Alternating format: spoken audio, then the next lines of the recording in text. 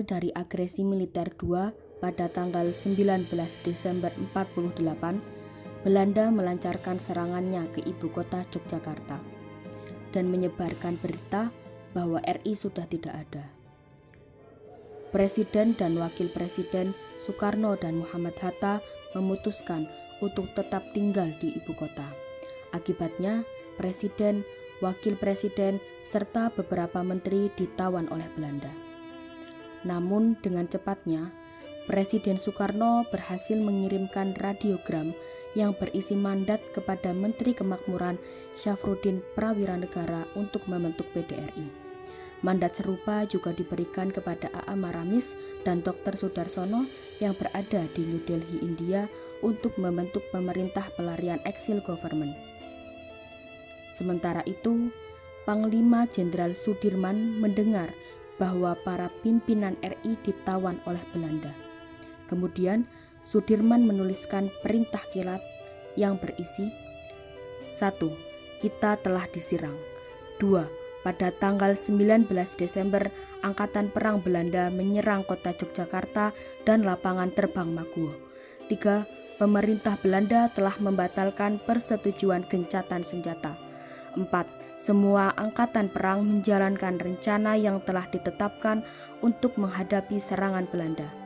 Dikeluarkan di tempat tanggal 19 Desember 48 jam 8.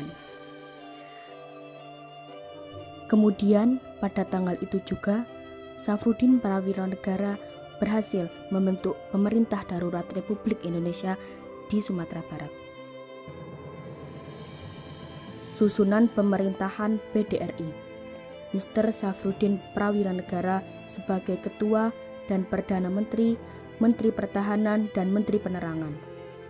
Mr. T.M. Hasan sebagai Wakil Ketua, Menteri Dalam Negeri, Menteri Pendidikan dan Menteri Agama. Insinyur S.M. Rosyid sebagai Menteri Keamanan, Menteri Sosial dan Menteri Pembangunan dan Pemuda.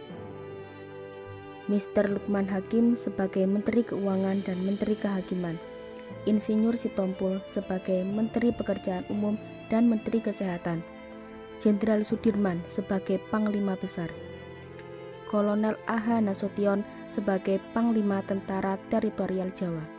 Peran Pemerintah Darurat Republik Indonesia. 1. Sebagai peranan penting dalam mempertahankan dan menegakkan RI.